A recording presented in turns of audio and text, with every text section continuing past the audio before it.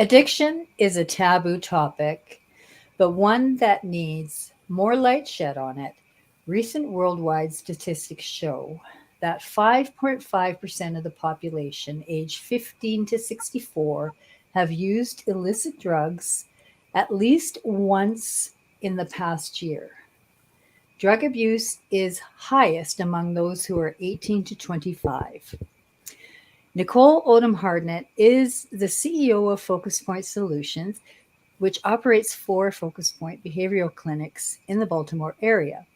She works with individuals who struggle with substance abuse. She sheds awareness to destigmatize addiction, anxiety, depression, and other diagnoses which are too often ignored. She also specializes in working with blended families. Nicole has written and published three books on dating and blended families. Please welcome Nicole. Hi, thank you for having me, Debbie. It's definitely a pleasure being here. Thank you for being here too. Um, the statistics are really staggering, and yet they don't reflect the true measure of addiction. So, how much do you think addiction has risen since COVID? Oh my gosh, it's grown drastically.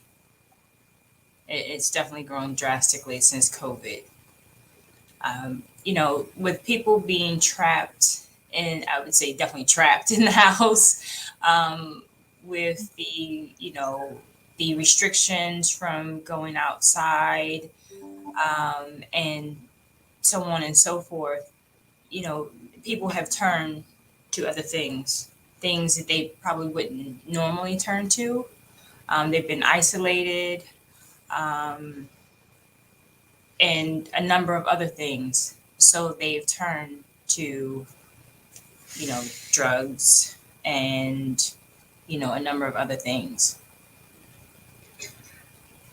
Addiction is so complicated with so many factors playing into it. It has no demographic or background or country or preference. It's everywhere. So, how can you describe what it means when a person is addicted?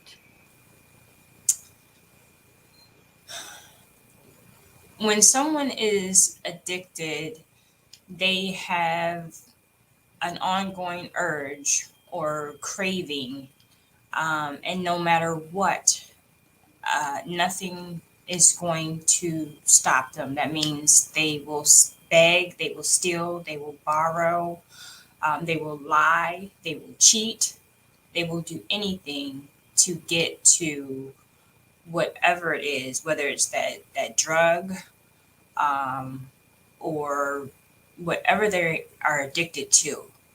And we think of addiction all the time as, marijuana or cocaine or food. Sometimes it could be gambling, shopping, alcohol, of course, or anything that someone does consistently without thinking of the long term effects of it. Uh, so, if someone has a shopping addiction, they are spending without or shopping without thinking of the ramifications of their financial means, meaning they have rent or mortgage to pay, they may have tuition. So they're shopping and they're not thinking of the outcomes of paying those financial mainstream expenses. And usually, when you see the statistics on addiction, they seem to mostly be filtered around drugs. But I mean, the other addictions seem to be, Gambling is another big. it's huge. It's huge, and most people don't take that as seriously. People are losing their homes, they're losing their jobs, because of their gambling addiction. It's a serious thing, and usually, if you have one addiction that has gotten out of control, it leads to another, and then Hmm. it leads to another. So it's like a circular effect. It, one begets another and another. So, you have to, get control of it before it goes too far. But usually that's not the case. It gets out of control. And when you have these addictions and it just gets out of whack, people are really losing everything, you Well, know. I can actually add a story to that because really close friend of mine had a gambling addiction, and I lost touch with him for years. And another friend of ours, had phoned me up and said, "Did you know he died?" I said, "No." She said, "I found an obituary of him, but there was really nothing in it. And they found him on the side of a highway, of all places, Hope, BC.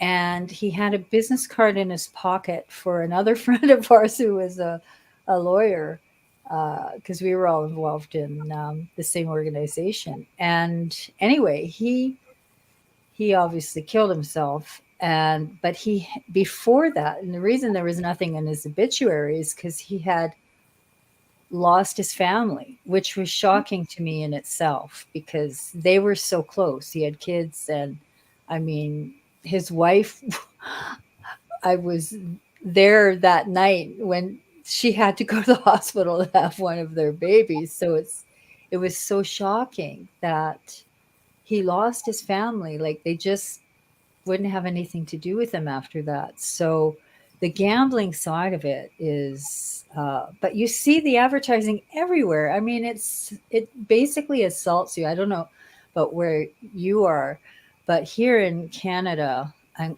the most ridiculous thing is that's only legal. The gambling that they're advertising on TV ad nauseum is only legal in one province, but yet we're seeing it national advertising on it, and it's literally every other ad.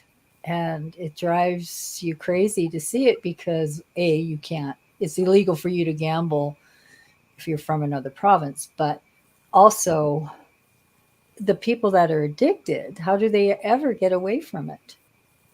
It, it just like drugs, there has to be, you have to you have to be ready.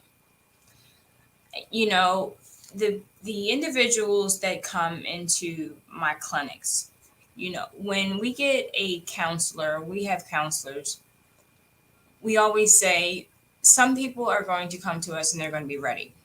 Some are not. They're going to come in, they're going to do an assessment, and they're going to sit through the assessment. They may come in and hit a group or two, and then they're going to leave.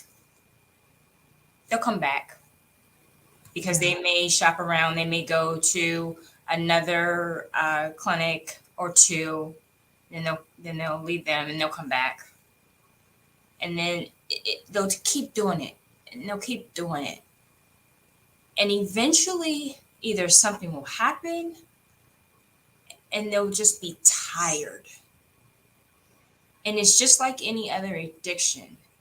It's a light bulb or something will happen in their life. And they're like, I can't do this any longer.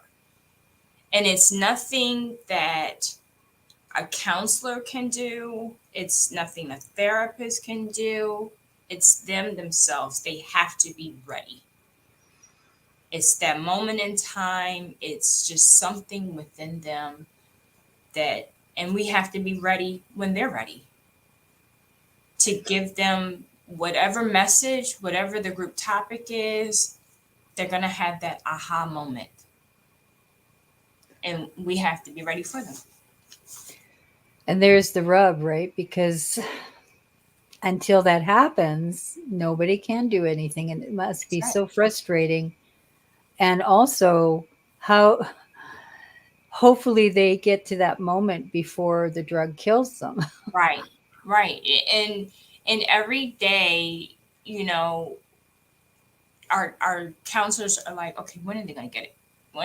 And I know it's frustrating for my team to say, okay, when is Mr. Such and Such or Mrs. Such and Such going to really get it, because they're out there all the time, and or if significant other or a daughter or someone um, is coming in or has permission to speak on their mom or dad's behalf. They're like, look, I'm tired of mom or dad being out there, we're worried about them, and it's nothing we can do. We can't make them do anything. It's up to them. You don't know how many times we've explained this to family when they bring them in, or they call and say, hey, my mom needs to come in and they need to do this. We can't make anybody do anything. It's ultimately up to the individual. All we can do is provide the message for them, and hopefully it's that message that day that's going to resonate with them in their spirit. It's going to stick with them while they're out, getting high or whatever, that they're going to have that aha moment. Mm-hmm. It's going to be like, oh my gosh, I have to get back in the focus point because, Mr. Whatever gave me this message. So, although I kind of doubt that the Nancy Reagan "Don't Say No" commercials worked.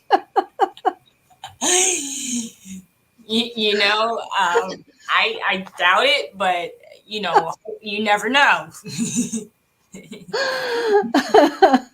um, so, how else does this, like, what can families do? I mean, you hear about tough love.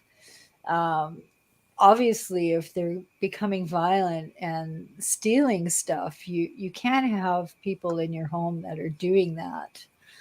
Um, but the guilt, I imagine, that surrounds these families that have to deal with this has to be devastating. you know, I can speak on it from a personal nature because I've had family members, very, very close to me. I've had my own child, Mm. who's been in recovery now for, it's been clean for 6 years now. Hmm. I don't believe in enabling. I'm not an enabler in any kind of way. I didn't enable my child. I don't enable my clients.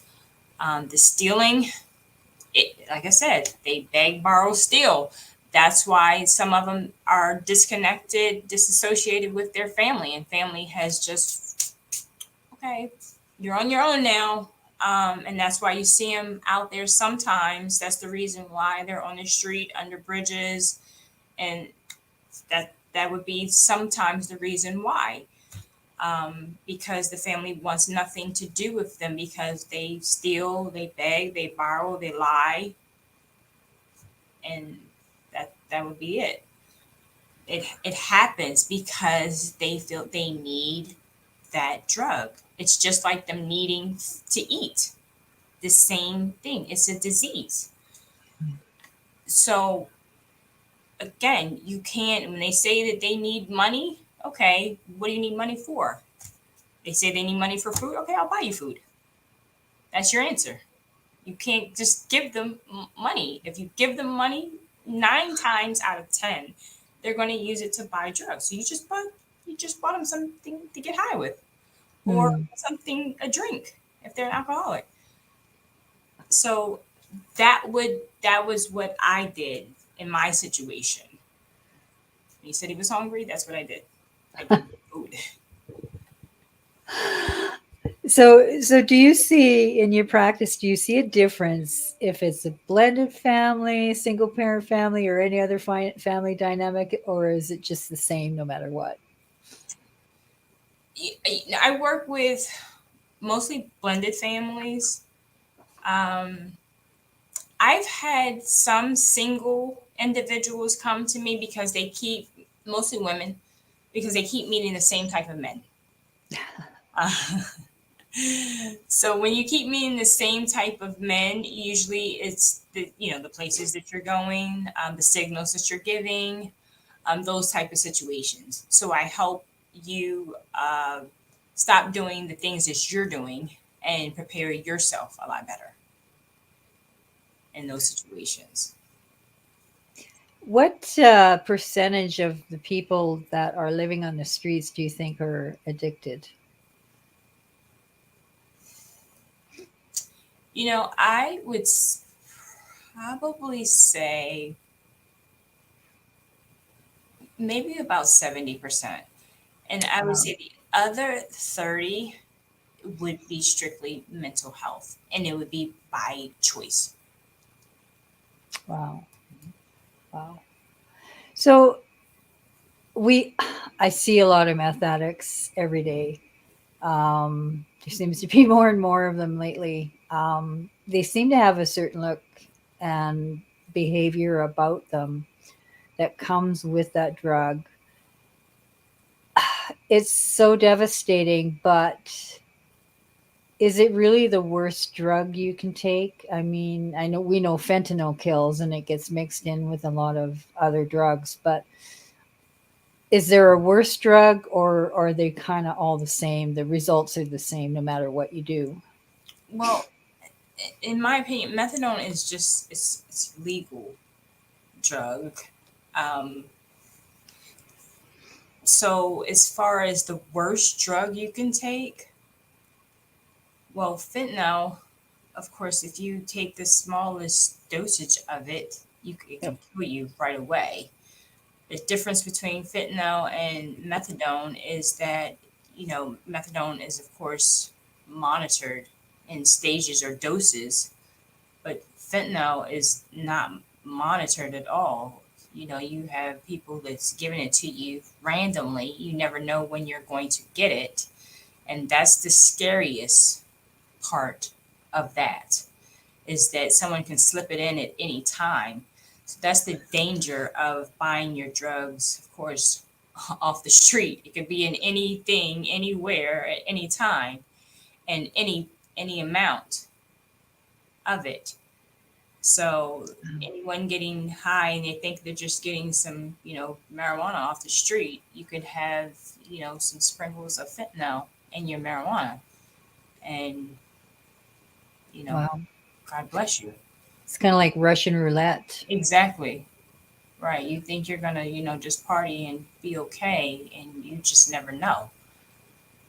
And it's a good point you brought up because it is a big problem. We're seeing overdoses galore in both our countries. And it's almost like an epidemic. Just about as many people are dying in Canada from overdoses as there are from COVID. So there, I know law enforcement and healthcare industries are kind of at a loss of what to do. But is there anything you can do until that person gets off the drug? No, there's nothing you can do, and they're using all types of things to get high with. In some places, the LSD is back, PCP is back. In some places they're using horse tranquilizers to get high. So it it's the possibilities are completely endless. You The know, worst the worst thing I can remember hearing about when I was younger was using a piece of bread and spraying Lysol in the bread to get the alcohol on the other side. That was like the worst thing I ever heard of. my lab will tell me some of the most random things that they've seen in a drug test. It's just ridiculous, and I am, Wow. I'm like, what? Sometimes I'm just like, But it all stems down to mental health, right? A lot of it, most of it. they go hand in hand. Or find getting tied up with the wrong crowd is one way, and then mental health is the other. Although I suppose if you were, well, I don't know if you could say if you're in the right frame of mind, you wouldn't get tied up with the wrong crowd because I mean, how many of us marry the wrong dudes? So Right. Like, what were you thinking? the divorce ratio is like 50% anyway. So Ex- what? ex- Exactly. Like, what is the right frame of mind? Yeah. But we're not addicted to drugs, so there's Right. that. Doesn't mean we Right. haven't tried it, but but that was before I met my ex. But but Same here. still, it's just yeah. So and you Right. look at the healthcare industry. I mean, we barely have enough. It's Canada's healthcare is great, but it's also getting stretched, and the access is getting scarier because of the pandemic. The last 2 years put so much stress on our healthcare workers, and same in the US and everywhere around the world. So when you have such a stress already on the system, and the first thing, it's like schools, the first thing they cut is athletics, or stuff kids can get involved in. And in the healthcare industry, the first thing they cut is mental health access. So until I guess they take mental health seriously, we're not going to get rid of the drugs, are we? No, not at all. Until people really understand that the two go pretty much hand in hand, or get a really good understanding of that, how they go together, then I think we will be much better off. And also, when the law enforcement, especially in the US, I don't know how it is in Canada, if they have better training, with how to deal with those people who are suffering from mental health, when they get those calls. I know we have just implemented the 988 system to handle those calls that come in for, mental health now. So, which is good that we have a big call center to handle those calls. But when someone goes out, meaning law enforcement goes out to actually physically handle those Mm. individuals, I don't know if they have the resources to have someone trained or to do more training for those law enforcement, officers to handle those individuals, because I've seen some very bad situations, um, where they weren't handled in a delicate situation, and they've gone very bad when Yeah. someone was in crisis, and it's just gone bad. Yeah. It's I don't know if there's much training up here either, and really the police. The discussion is that the police are probably not equipped Hmm. to handle these situations, but there hasn't really been any alternative offered. And Right.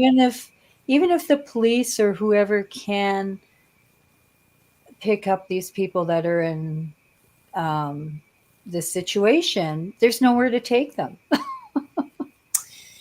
You're so right, because I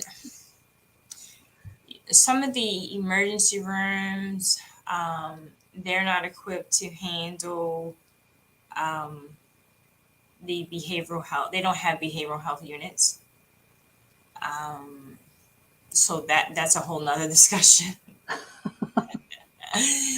um, it's just that, and the mental health population is just growing. Yeah, COVID It has helped that too, right? Yeah, definitely, and so with it growing, with the mental health population growing, of course, the whole substance use population is going to grow, um, because everyone is trying to self medicate. Mm. Erase the world. Hmm. Yeah, Yeah, there's probably some good thoughts in that. which We they see the attraction. yeah, which your problems are still going to be Yeah. there, after you come down from that momentary feeling good, or those couple of hours, or however long it is. But you know It's it's temporary. yeah, it's temporary. And sometimes your problem's even worse. Yeah. You know, Yeah. I don't know, but it's just everything is growing, and the system isn't getting bigger because we still don't have the units in place. We don't have the people, enough people in place. Like I am struggling to find therapists. I just can't get enough therapists. Yeah. I'm always hiring counselors. I'm not in a shortage now, but I'm growing so much because we're being inundated with clients, that I'm always hiring. So, Yeah. you know, Yeah. The healthcare industry is shrinking, it seems. it, Yeah.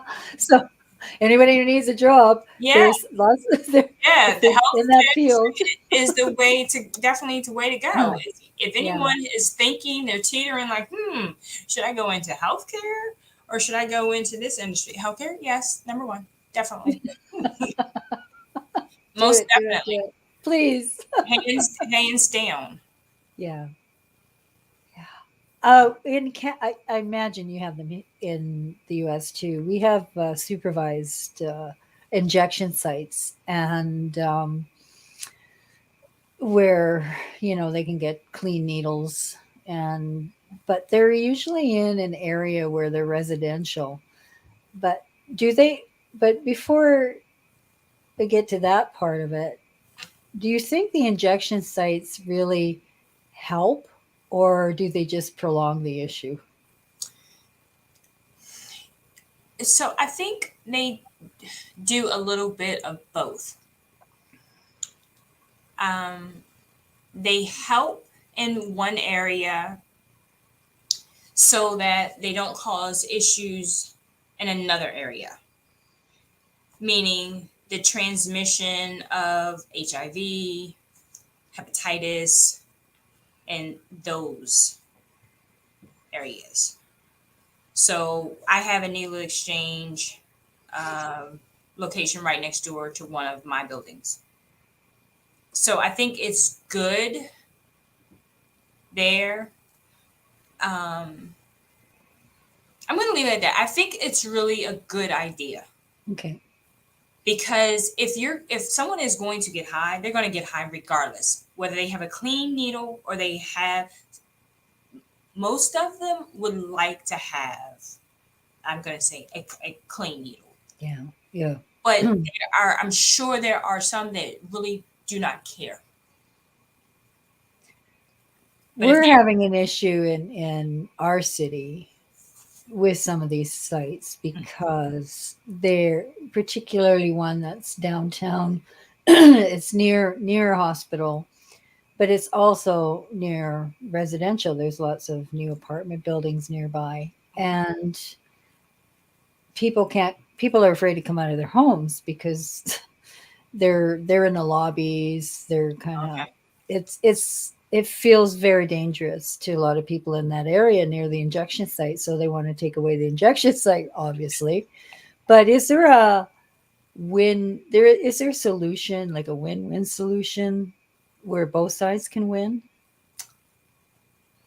I can understand how someone would feel about that. Um, if it's your home and you have people standing around that some people consider the less desirable, I completely understand. Um,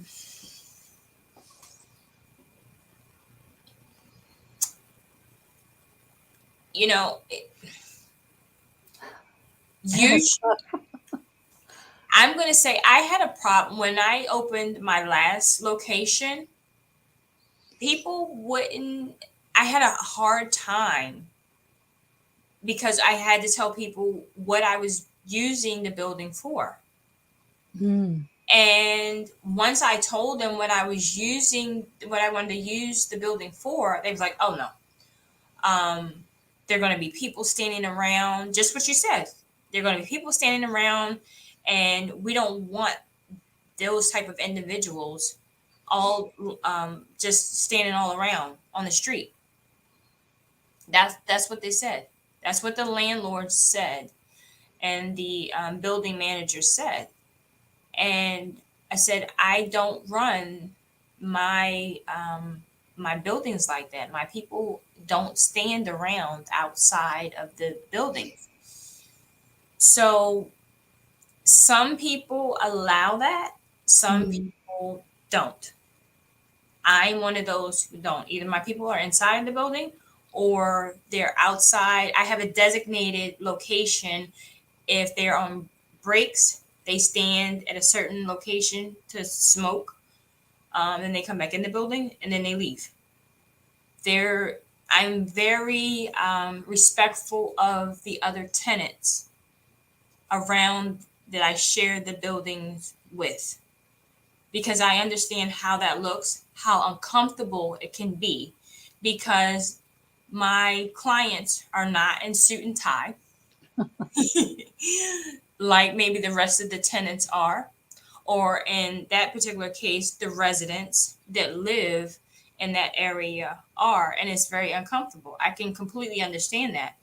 And given the fact that that population are known for possibly stealing and those type of things, I can completely understand that. So that is really a conversation for whoever the building owner is, Mm. or the property manager is, to have with them. I would say, to let them know how the tenants are feeling. Yeah. Yeah. So what do you say to the people who have absolute no sympathy for those who continue to feel swallowed in that hole of addiction, and especially if it does lead to homelessness? I honestly would say shame on them. They have no compassion. They have absolutely no compassion, and they don't understand that it is a disease. And it's just like, you know, I've had so many people that have said that they were with a friend and they said, try this. Hmm. And they tried it and they were hooked. Hmm. Just as simple as that. Just as simple as that. Scary. And they couldn't stop. Just as simple as that. Or in my situation, my son had 6 teeth pulled for braces, was given pain pills, Oh dear. and that's how it happened. Simple as that. So many adults, so many kids, as simple as that. They had an operation, as simple as that. Pain pills. That's how you get addicted. Yeah, they say the Easy highest peasy. concentration of drugs are painkillers. Simple as that. I mean, I take them all the time for arthritis. So, but I try not to take more than I Hmm. need to, right? Or supposed to. Yep. And I had absolutely no idea. None. Yeah. Until Yeah, because I imagine it gets hid. They hide it pretty well. I yep, know hit it even very from alcohol, even yep, though you can smell alcohol, but they do mask it pretty well. They're very really gifted at masking well. Hmm. until it's too late. Until it's too Until it's just there's no way they don't. I guess when their masking part doesn't matter anymore. That's I guess late. Right. get to Right. that point. Hmm. But yeah, that's a good point because they are very good at masking it. So you don't know if your best friend is high. That's right. Could be hiding it. Yeah. Yeah. So for those people who don't understand, who have no sympathy, shame on you. Because something eventually, you know, will probably happen in your life, and then you'll understand it. Yeah. That light bulb for you will go off and you'll understand. You'll have that aha moment. And you'll say, wow. You can almost treat it like a chronic illness. Hmm. It's kind of like the hidden chronic illness. Right. um, so how can anyone really help? How, I mean, we can't just give them money on when Right. they ask for it on the street, but how Definitely. as we as individuals in a society help try to just on our day to day? I mean, the picture is so big, we're not going to do it overnight, but how can we help on our daily routines? Be supportive, give people encouraging words. Mm, Um, words of kindness, words of support, they definitely do help people. You never know when someone is at their lowest or their weakest point. You never know, especially a stranger.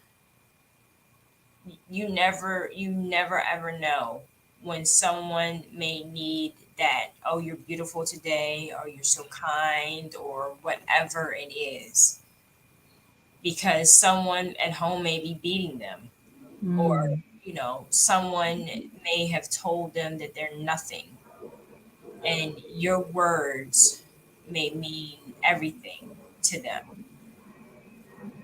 Could save a life. That's right. They could be at the verge of suicide. Yeah. I've heard stories of that happening too, where just So even a many people smile. come to us like that.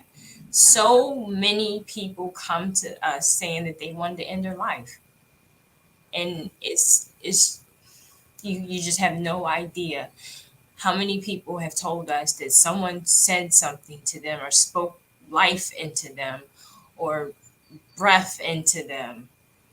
It's it's Wow. just, oh my gosh, I have so many stories. It's just ridiculous. And they just say that they were just so tired, and they talked to someone on a bus stop, or they in an Uber, or on a bus or something, and they had a wonderful conversation with someone, or they went into this church and someone Wow. gave them a message or an encouraging word, and it was a complete stranger. That is beautiful. And I think that's the best way to end this broadcast. So thank you so much, Nicole. You're welcome. I am so glad to have you here to talk about this topic.